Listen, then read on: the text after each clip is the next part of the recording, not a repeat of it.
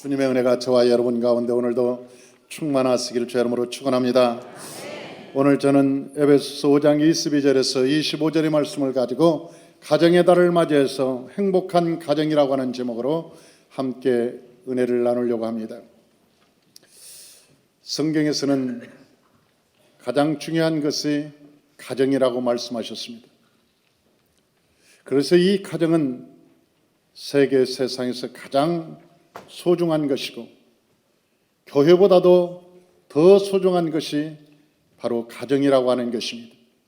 왜냐하면 하나님께서 태초에 이 가정을 만드셨기 때문에 그렇습니다. 아담과 하와를 만드시고 그 다음에 가정을 주셨습니다. 그리고 그 가정에 에덴이라고 하는 선물을 주셔서 행복한 가정에서 그 자손들이 번성하기를 원하고 또한 그들이 이 땅에 살면서 참으로 행복하게 살기를 원했습니다. 그런데 이 가정에 사단이라는 놈이 찾아와서 아담과 하와에게 선악과를 따먹게 하고, 그리고 그 아담과 하와는 이제 에덴에서 쫓겨나서 땀을 흘리고 해산하는 고통을 겪으면서 서로 원망하고 살게 되었습니다.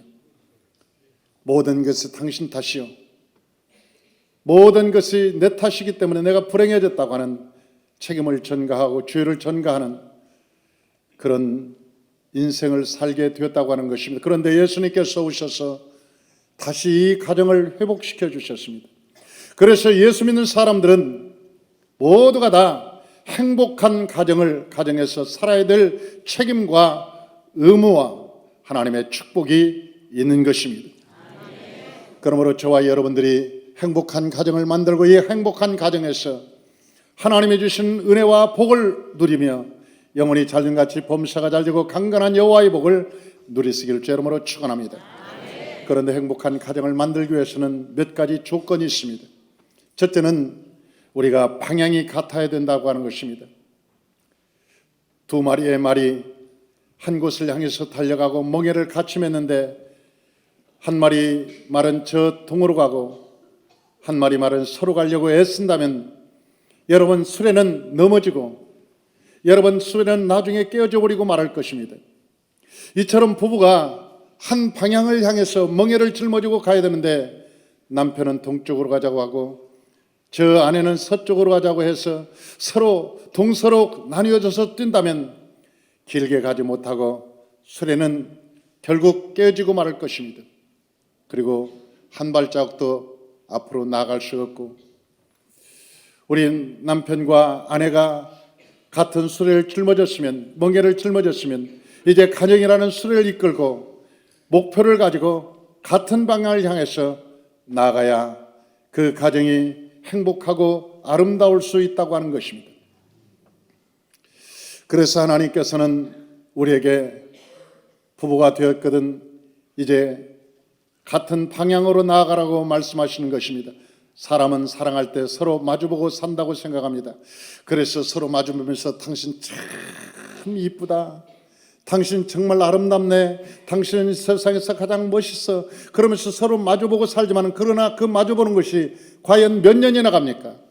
아무리 아름답다고 할지라도 마주보는 것은 금세 실증이 납니다. 여러분, 사랑이라고 하는 것은 마주보고 사는 것이 아니라 같은 곳을 보고 살아가는 것입니다. 그래야 여러분 지치지 않고 우리가 매너리즘에 빠지지 않고 우리가 살아갈 수 있는 것입니다. 성경에서는 이스라엘 백성들이 저 광야에서 가나안 땅에 들어가기 전에 하나님께서 주신 약속이 있습니다. 너희가 가나안 땅에 들어가거든 절대 가나안 여인과 결혼하지 말라고 말씀하셨습니다. 왜냐하면 가나안 여인은 하나님을 섬기는 일이 없고 우상을 섬겼기 때문에 그렇습니다. 그래서 너희가 하나님을 섬기지 않는 사람과 혼인하지 말라고 그렇게 당부했습니다. 그런데 이스라엘 백성들이 타락하게 된 이유가, 여러분 하나님을 믿지 않는 백성과 결혼함으로 말미암아 그 가정에 불신앙이 들어오고, 그리고 이스라엘은 결국 신앙을 잃어버리고 세상으로 타락하고 이스라엘 백성들은 멸망하고 말았습니다. 아합이라고 하는 왕도 이세벨이라고 하는 여인을 아내로 맞이한 뒤로 여러분 결국은 아합 왕가가 끝나고 말았지 않습니까? 성경은 우리에게 말씀합니다. 부부가 함께 살려면 같은 곳을 바라보아야 된다. 그리고 그 목적에는 하나님이 계셔야 된다. 하나님 안에서 같은 곳을 바라보 믿음으로 살아갈 때 하나님께서 그 가정에 복을 주시고 은혜를 주신다고 하는 것입니다. 제가 옛날에 중매를 서본 적이 있습니다. 그런데 그 남자는, 청년은 신한은행의 대리였습니다. 그런데 내가 보기에도 남자가 그렇게 멋지진 않았어요. 그런데 제가 성경 공부를 시키는데 아주 훌륭한 친구였습니다. 신앙이 좋고 믿음이 좋은. 그래서 내가 그 대리를 아가씨에게 소개했는데 그 아가씨가 참 이쁜 아가씨였어요. 미인이었어요. 그런데 그 미인이 나중에 선을 보고 나서 하는 얘기가, 나는 저렇게 못생긴 사람은 싫어요. 목사님이 나를 어떻게 보고 내가 저런 사람을 나한테 소개해 줬습니까? 내가 그래서 저 얼굴은 못생겨서 속은 이쁘다. 그러므로 같이 살면 나중에 가면 갈수록 행복해질 거다. 그렇게 내가 얘기를 해줬는데 그 여성은 자기가 좋아하는 남자를 찾아서 떠나버리고 말았습니다. 나중에 제주도에서 결혼한다는 얘기를 듣고 주례를 서달라고 해서 제주도에 간 적이 있었는데 그 제주도에서 주례했을 때 그 신랑이 들어오는 것을 보고 깜짝 놀랐습니다. 어쩌다가 저런 남자를 선택을 했을까? 내가 말은 안 했지만 주례를 쓰면서도 내가 마음으로 참 가슴이 아팠어요. 그리고 주례를 쓰고 비행기를 타고 서울로 올라왔는데 나중에 10년 뒤에 그 여인이 다시 찾아왔습니다. 애기 둘을 낳았는데 그 남자가 처음에는 귤밭을 크게 제주도에 가지고 있다고 그러더니 얼마 가지 않아서 그 남자가 허황된 마음을 가지고 사업한다고 망하고 나중에 밀항하다가 결국 잡혀서 감옥에 있다는 거예요. 도저히 살 수 없어서 도망왔습니다. 정말 아랑도롱처럼 멋있게 생겼는데 그 얼굴값을 앞디다. 그러면서 너무너무 괴롭히고 힘들어서 도저히 살지 못하고 도망왔노라고. 애기 둘을 데리고 손을 잡고 왔어요. 네, 그 모습을 보면서 참 마음이 아팠어요. 그런데 그 대리로 있었던 그 사람은 지금 엊그제도 통화했습니다마는 지금 명동인가 충무로인가 지점장으로 나가서 아주 신한은행에서 잘 나가는 친구입니다. 만약 그 여인이 그 마음의 믿음을 보고 결혼했다면 지금도 행복하고 아마 아름다운 인생을 살아갔을 것입니다. 그런데 그 여인이 어깨를 자기가 눈에 보기에 좋은, 그래서 거기에 따라갔다가 결국 자기 인생, 지금은 연락도 되지 않습니다. 어디로 가는지 모릅니다. 나는 가끔 그 아가씨가 생각납니다. 사랑하는 성도 여러분, 우리가 인생을 살아갈 때 언제나 신랑을 만나고 신부를 만날 때 여러분 외적인 것은 한계가 있습니다. 그러나 우리의 마음의 같은 방향은 영원히 죽을 때까지 함께 할 수 있는 것입니다. 그러므로 부부가 살아갈 때 같은 방향을 볼 수 있다고 하는 것은 인간의 행복인 것입니다. 두 번째로 이 부부라고 하는 것은 하나됨을 의미하고 있습니다.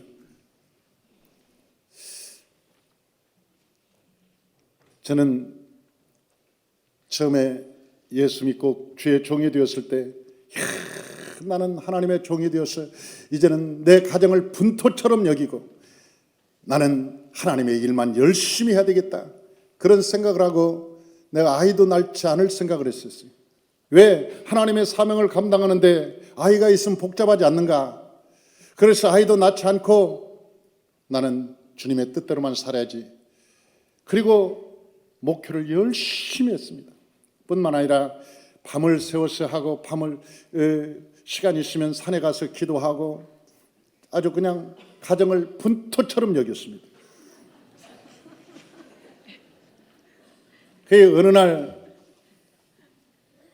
나는 성령 충만하고 날마다 은혜 받고 막 신령하다고 살고 있는데 어느 날 우리가 싸웠습니다. 그런데 막 싸우고 있는데 우리 아내가 저한테 그럽니다. 네가 목사냐? 그래서 화가 나고 내가 목사다. 그랬더니 하는 얘기가 아나 목사, 너는 목사 아니야. 너는 유선자야. 너는 유선자. 그러면서 하는 얘기가 네가 가는 천국 나는 안 가. 네가 가는 천국은 나는 안 가고 싶어. 여러분 얼마나 상처를 받고 괴로웠으면 내가 가는 천국을 안 가고 싶다고 얘기할까? 그러면서 하는 얘기가 유선자. 너는 유선자다. 성도가 너를 알겠냐? 나나 너를 알지. 성도가 너를 알면 천리나 도망갈 거다. 그래서 내 이씨 무슨 소리 하고 있어.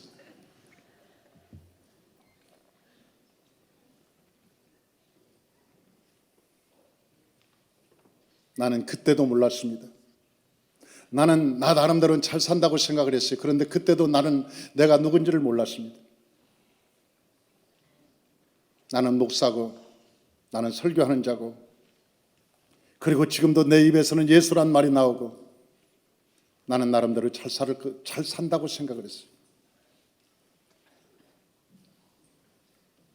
아이들도 내 말을 듣지 않아요. 늘 훈계를 하고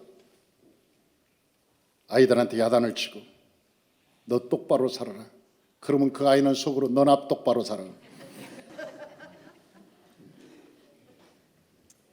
나는 모세오경을 깨닫고 나는 훗날 이 모세오경을 깨닫고 내가 얼마나 잘못 살았는가를 내가 깨달았습니다. 내가 얼마나 잘못 살았는가 깨달았습니다. 우리가 예수를 믿으면서도 내 삶은 유교적인 경우가 참 많습니다. 교회는 나오고 삶은 유교적으로 공자를 따라가는 경우가 참 많아요.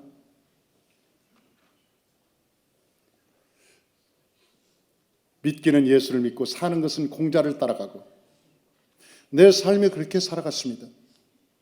근데 성경을 보니까 그렇게 안 나와 있습니다. 성경을 보니까 그렇게 안 나와 있더라고요. 아담과 하와가 선악과를 따먹고 제일 먼저 저주를 받은 게 가정이었습니다. 성경을 보니까 3장 16절에 창세기 3장 16절에 제일 먼저 가정의 저주를 받았는데 어떤 저주냐? 영적인 저주, 그 다음에 육신의 저주 두 가지를 다 받았어요. 육신의 저주는 아내는 해산하는 고통을 겪어야 되고 남편은 땀 흘리는 고통을 겪어야 했습니다. 그래서 남자는 돈 벌지 않으면 살 맛이 안 나요. 무엇을 해서라도 이마에 땀을 흘리면서 열심히 살아야 내가 삶의 의미를 가지고 있어요. 만약 이 땀을 흘리지 않으면 삶의 의미가 없어요. 남자들은. 왜? 그때 저주를 받았어요. 그래서 남자는 자나깨나 아침부터 저녁까지 열심히 뛰면 살맛이 난다고 생각합니다. 바쁘다. 나 요즘 굉장히 바빠. 그것을 갖다가 살맛이 나는 거라고 생각해. 남자들은 땀 흘리는 저주를 받았어요. 아내는 처음에 저 에덴 동산에서 아이를 낳을 때 이 세상의 최고의 기쁨이었습니다. 여러분, 하나님의 형상을 닮은 생명을 잉태해서 낳는데 여러분 그 아이를 낳을 때 이 세상에서 경험할 수 없는 최고의 기쁨과 희락이 있었다고요. 그런데 선악과를 따먹고 난 뒤에 누구를 낳느냐? 죄인을 낳는다고요. 이제 이 뼛속까지 DNA가 죄인을 한 사람 낳으려니까 너무너무 힘든 거예요. 그러니까 여성이 한 사람의 아기를 낳을 때 막 소리를 지르고 아야. 나는 안 낳았지만 그렇게 소리를 지르면서 여러분 아이를 낳잖아요. 너무나 고통스러워. 왜 그렇게 고통스러웠느냐? 죄인을 낳으니까 고통스러워. 그래서 하나님께서는 이 세상의 저주라고 그래서 육체적 저주. 남자는 땀을 흘려야 되고 여자는 해산의 고통을 겪어요. 그런데 영적인 저주가 있습니다. 이 영적인 저주가 뭐냐? 영적인 저주는 아내는 남편과 결혼하면 늘 남편한테 뭘 원합니다. 여보, 이번에 월급은 얼마야? 월급 안 올랐어? 애들 학비를 좀 주지. 나 이번에 외출하는데 용돈 좀 주지. 립스틱도 하나 사주고 화장품도 사주고, 나 이번에 자동차도 하나 사주고 집도 좀 바꿔주고, 나 결혼기념일을 뭘 사줄 거야? 루비통?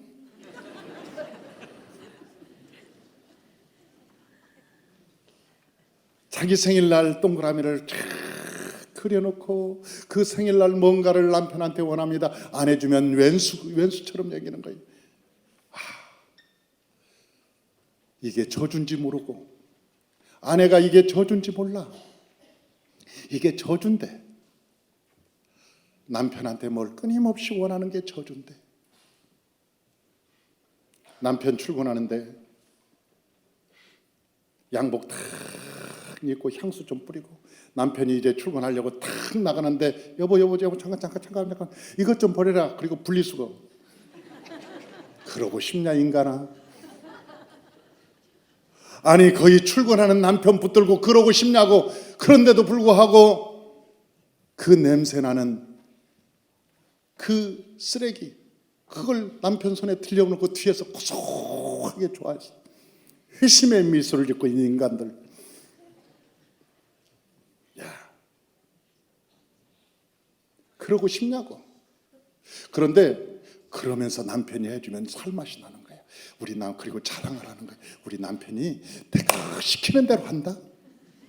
남편이 로봇이냐? 네 시키는 대로 하게? 성경에는 원트라고 나와 있어요, 영어로.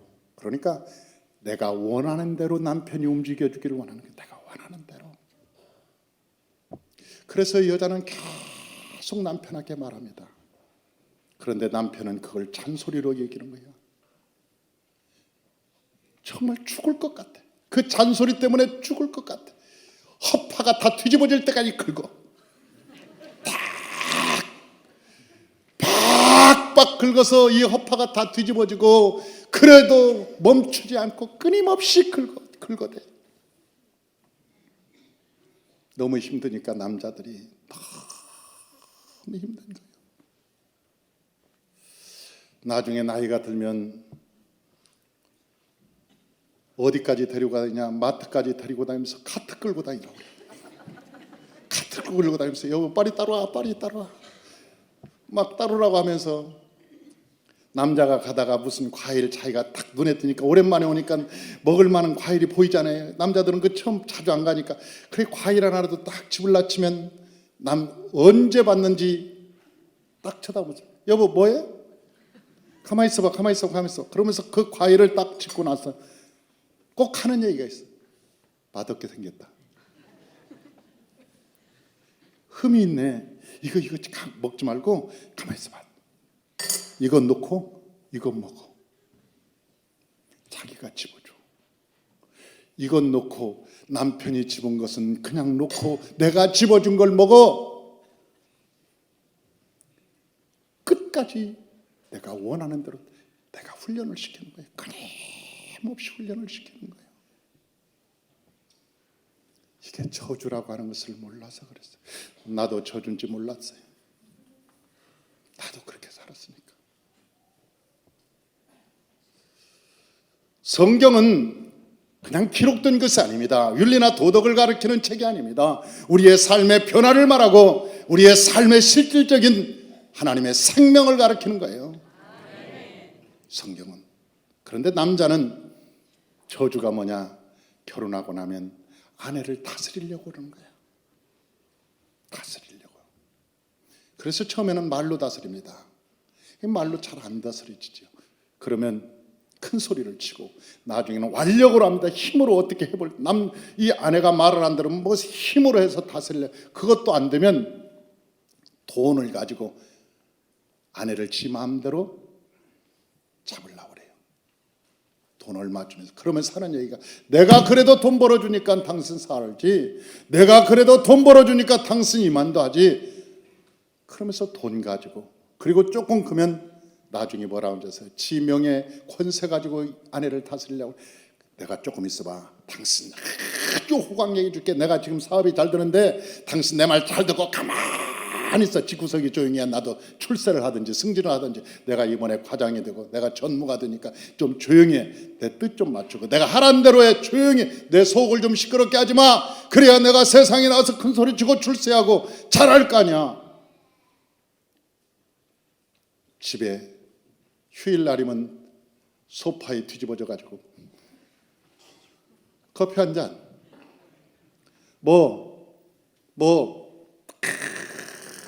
리모컨 갖고 와. 왜 그런지 아세요? 다스리는 훈련을 시키는 거예요. 다스리는 훈련을. 남자가 그게 저주인지 모르고 어떻게 하든지 남자가 여자를 쥐고 살려고, 쥐고 살려고. 그런데 내가 여러분 비밀을 하나 알려줄게. 이 비밀은 크게 얘기하면 안 되니까 조용히 얘기해 줄게. 이 세상의 남자들이 역사 이래 한 사람도 잡아본 사람이 없답니다. 인류 역사 이래 남자가 여자를 잡아본 역사가 없대. 안 잡힌대. 몰라서 그렇지. 몰라서 잡으려고 그랬지. 어느 사장님하고, 큰 회사 사장님하고 사모님하고 싸웁디다. 막 싸우는데 사장님이 그러는 거예요. 당신이 뭐 부족한 게 뭐가 있어? 내가 카드도 주고 마음대로 쓰게 했지. 내가 이 좋은 집에 벤츠도 사주고, 당신 어디 가나 사모님 소리 듣고, 내가 이만큼 했으면 당신 나한테 감사하고 살아야지. 당신 이런 막 그러면서 생색을 내고 그러니까 그 사모님이 뭐라고 하는지 알아요? 신랑한테 웃기고 있네. 웃기고 있네. 그러면서 하는 얘기가, 내가 네 비서냐? 그런 짓은 네 회사에서나 해서 회사에서나 해. 내가 네 마누라야. 그런데 왜 비서 취급해, 이 인간아. 나는 한 번도 너 만나서 행복해진 적이 없어. 너는 나를 행복하게 해준다고 돈 갖다 줬지만 행복하지 않았어. 네가 올라갈 때 잠시 잠깐 저 인간이 올라갔나 보다 그렇게 생각했지, 나 행복해 본 적이 없어.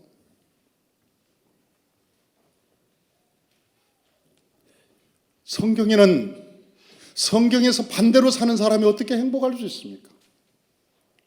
하나님의 말씀대로 안 사는데 어떻게 행복할 수 있냐는 거예요.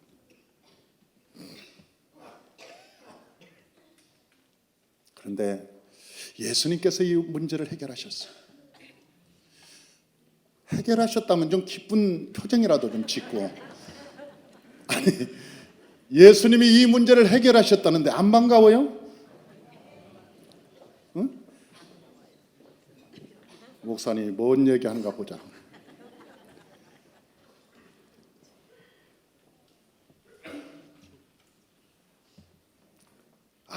에베소서에서 예수님이 해결하셨습니다.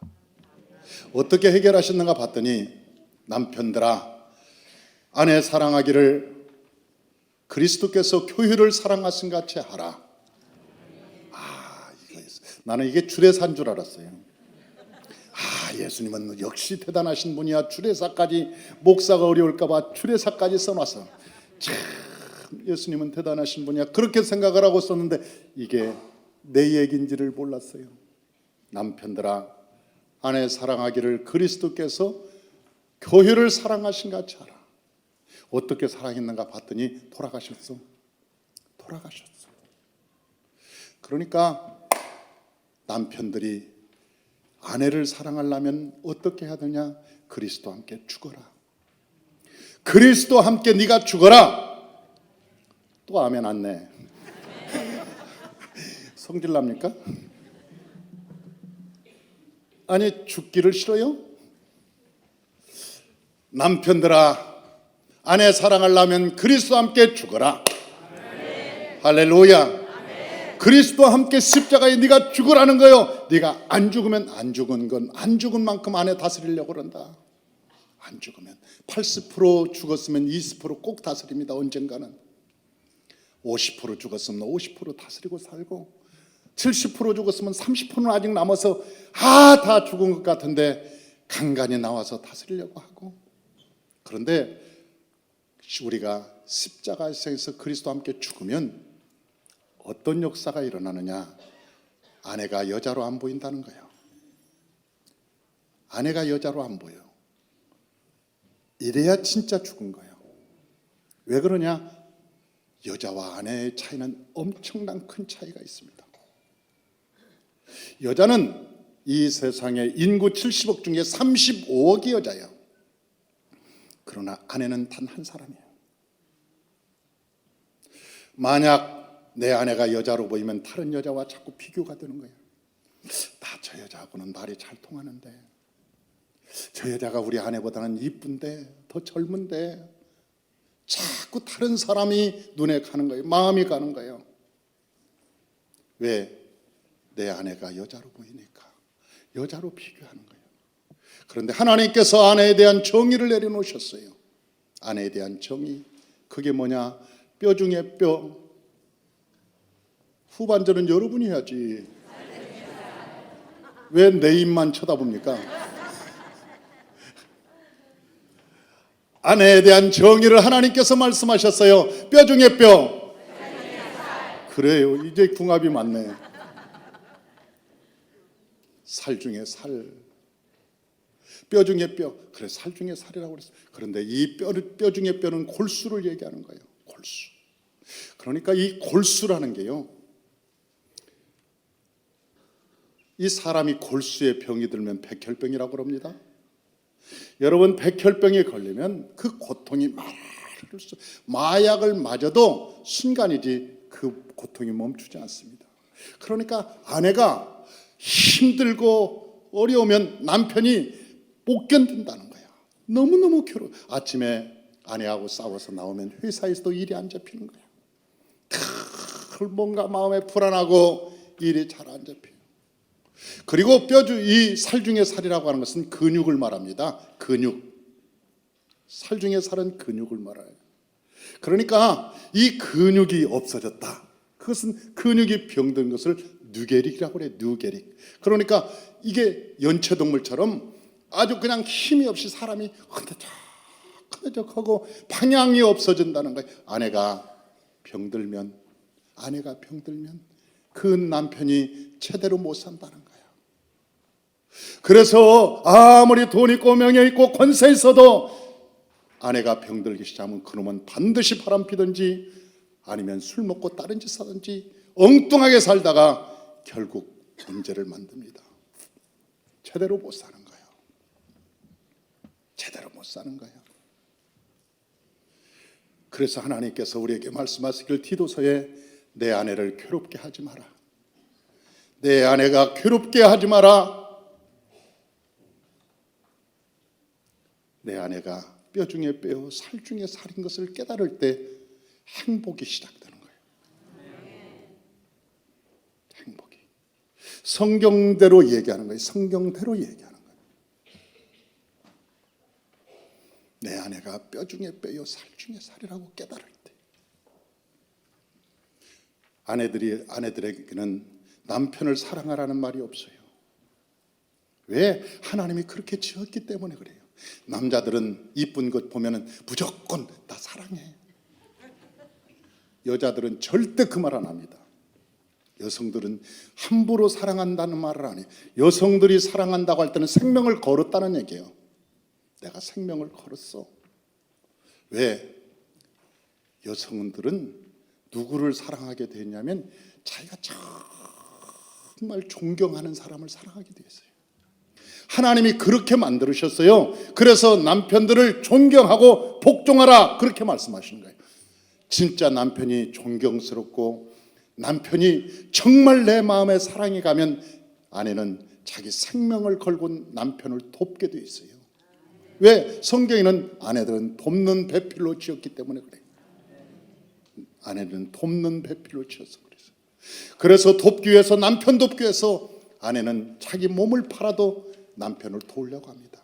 그게 이 세상에 유일하게 한 사람이에요. 아내가 그렇게 소중한 사람이에요. 이 세상에 가장 광야 같은 세상, 너무 외롭고 힘들 때 하나님이 내게 준 선물 한 사람이 있다면 그것은 내 아내라는 거예요. 내 아내라는 거예요. 알아들었으면 아멘. 아멘.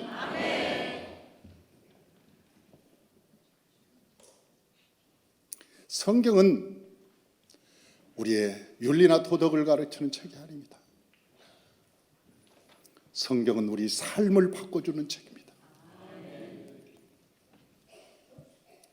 그리고 마지막으로 이 부부가 마지막 결론이 예배를 드릴 때 하나님의 회복의 역사가 일어난다는 거예요. 예배가 성공해야 가정에 소망이 있다고 하는 거예요. 소망이 생기는 거예요. 예배가 회복돼야. 사랑하는 성도 여러분, 보십시다.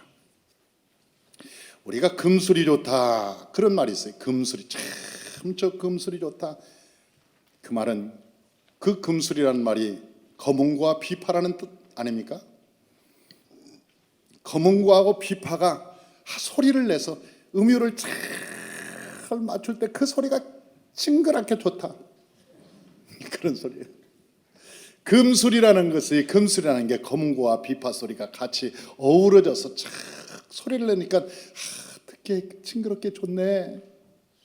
그런 소리라고.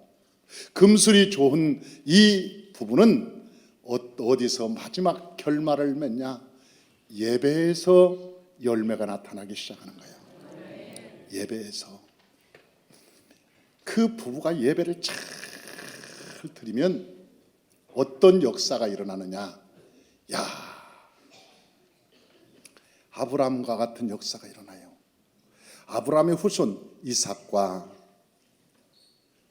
야곱, 요셉이라는 후손 명문 가정이 나오는 거예요. 그런데 예배가 실패되었다. 예배가 끝났다. 예배가 안 이루어진다. 그러니까 이 젊은 청년을 때요, 제가 예배 훈련을 시키려고 했습니다. 왜? 이 젊은 때부터 예배를 잘 드리는 사람은 반드시 여호와의 복을 받아요. 그런데 예배를 우습게 생각하는 사람은 지가 아무리 똑똑하든 아무리 잘 많이 배웠든 아무리 잘났든 하나님께서 복을 주지 않는 거예요. 그러니까 예배가 얼마나 중요하느냐 봐요. 이 얘기만 하고 마치랍니다. 오늘 비 오는데 그냥 계속 할까 어쩔까?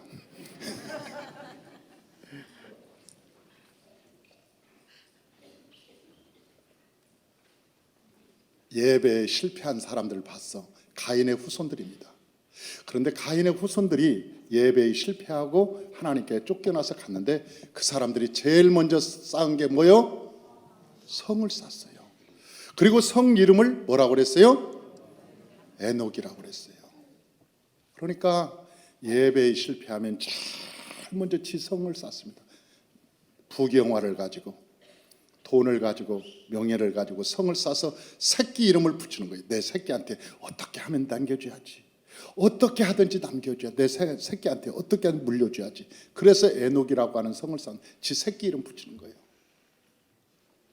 그런데 부경화, 명예권세 다 가져갖고 새끼한테 남겨줘놨더니 성경에 뭐라고 기록되어 있느냐? 그 성 안에서 무슨 짓 했는가 봤더니 그 성 안에서 라멕이 음란한 짓 하는 거예요. 돈 있고 빽 있으니까. 제일 먼저 음란한 짓 하는 거예요. 두 번째, 유발이 유행가 만들어내는 거예요. 하나님을, 예배에 실패하면 하나님을 잃어버리기 때문에 제일 먼저 유행가, 노래방 가서 내일이면 잊으리 또 잊으리 립스틱 짙게 바르고. 왜 내일 잊을 사람인데 립스틱은 짙게 바르냐?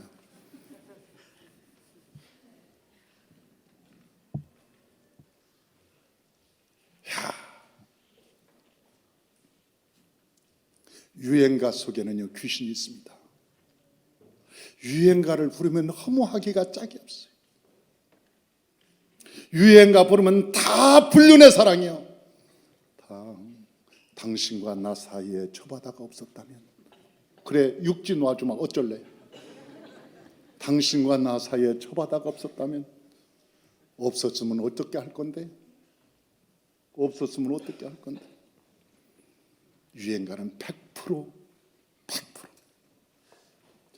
그래서 유발이라는 놈이 유행가를 만들어서 퍼뜨리기 시작하고 두발가인이 철을 만들어서 싸워서 남의 성 뺏고 부도 난 것 구경하면서 저 땅을 좀 샀으면 좋겠다.